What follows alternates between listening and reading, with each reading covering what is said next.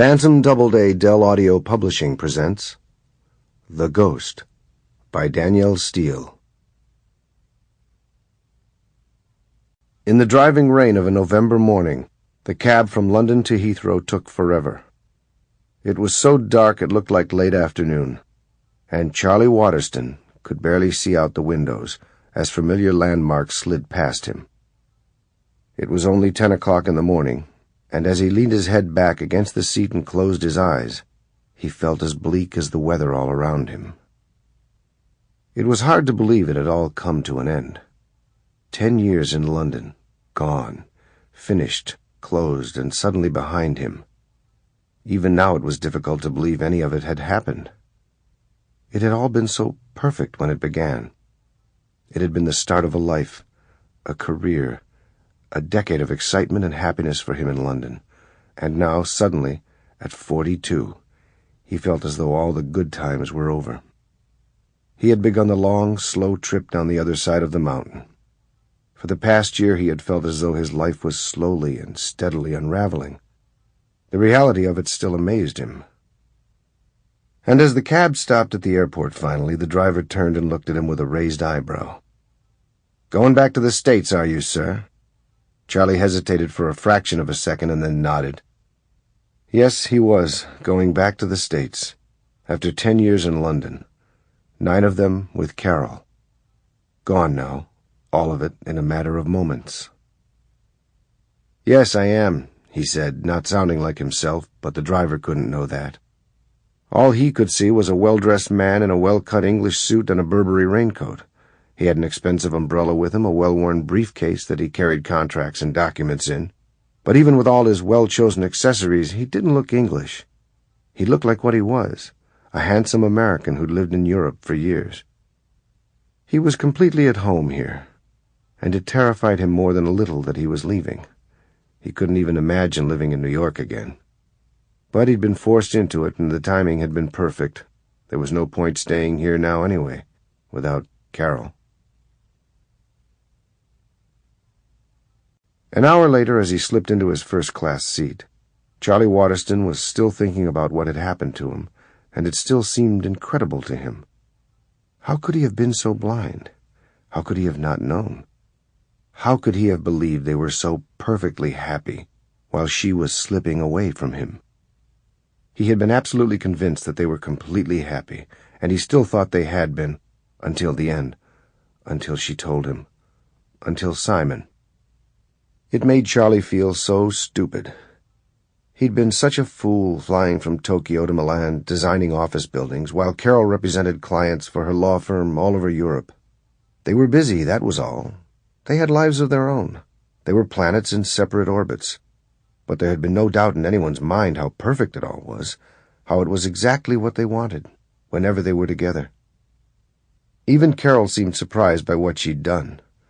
But the worst thing about it was she wasn't willing to undo it. She had tried, but in the end she knew she couldn't. One of the flight attendants offered him a drink before they took off, and he declined. All he wanted to do was think, to try to sort it all out again, as though it would come out differently if he thought about it long enough, and this time came up with the right answers. In Charlie's mind, Simon St. James was the whole problem. Simon St. James was the senior partner of Carol's law firm. She liked working with him. She laughed about him sometimes, talked about how smart he was and how outrageous he was with women. He had already had 3 wives, and he had several children. He was debonair, dashing, good-looking, and extremely charming. He was also 61, and Carol was 39. He was old enough to be her father. A decade earlier, Carol had been 29, beautiful, extremely bright, and had a great job with a law firm on Wall Street. They'd been dating for a year before Charlie got transferred to run the London office of his architectural firm, Whittaker & Jones, but it was never serious between them.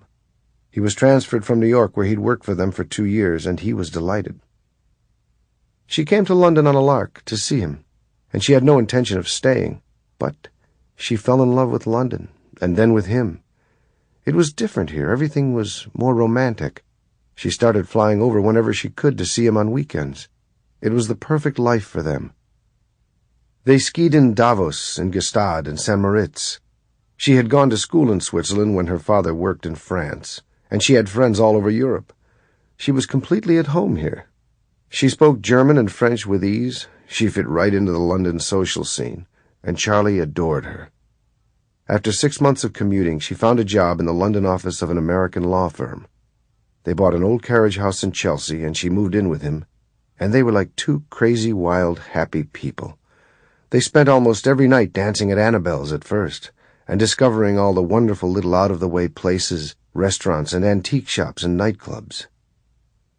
They led a charmed life, and between their various business trips they managed to get married and spend a honeymoon in Morocco in a palace Charlie had rented for them. Everything they did was stylish and fun and exciting. They were the kind of people everyone wanted to know or be with, and Charlie loved being with Carol more than anything. She was long and lean and blonde with perfect limbs and a body that looked as though it had been sculpted from white marble. She had a laugh that sounded like bells and a deep, sexy voice that made him tingle whenever he heard it. It was the golden life of two careers, two powerful, intelligent, interesting, successful people. The only thing they didn't have or want or need were children. They talked about it repeatedly, but it never seemed the right time to them. Carol had too many important and extremely demanding clients. To Carol, they were her children. And Charlie didn't really mind. He loved the idea of having a little girl who looked like her, but in truth, he was too crazy about her to want to share her. They had never actually decided not to have kids, they just hadn't done it. And the life they'd built together was perfection. He was never bored with her, never tired of her, and neither of them seemed to mind the fact that the other traveled extensively. If anything, it made it more exciting to come back to London. As Charlie flew inexorably toward New York, he couldn't help counting backward again. The affair had begun exactly 15 months before, in August. She had told him that, when she told him everything, finally. She and Simon had been working in Paris together for 6 weeks. It was an important case. It had been fraught with tension, and Charlie had been at a delicate stage of a major negotiation with huge new clients in Hong Kong. He had been there almost weekly for nearly 3 months, but it wasn't his absence that had done them in, she explained. It was just time, and fate, and Simon. He was remarkable, and she was in love with him. He had swept her off her feet, and she knew it was wrong, but she insisted she couldn't help it. They just had too much in common. She and Charlie had both cried when she said it. After Paris, Carol had actually tried to break off with Simon, and Simon had said he understood perfectly. Simon was single at the time, but he was entirely sympathetic to Carol's feelings of guilt and obligation to her husband. But what neither of them had counted on was how much they would miss each other. They began to leave the office together in the afternoons to go to his flat, just to talk sometimes, so she could air her feelings, and she found that what she loved most about him was how well he understood everything, how solicitous he was of her, how much he loved her. The physical aspect of the affair with Simon began again 2 months after they'd tried to end it, and her life was one long deception after that, of meeting him after work almost every night and pretending to work together on weekends. It was Carol who made a clean breast of it finally, and told Charlie all of it, when it began, how long it had gone on, and he just sat and stared at her with tears in his eyes as he listened. And then, finally, he asked, "What are you planning to do about it?"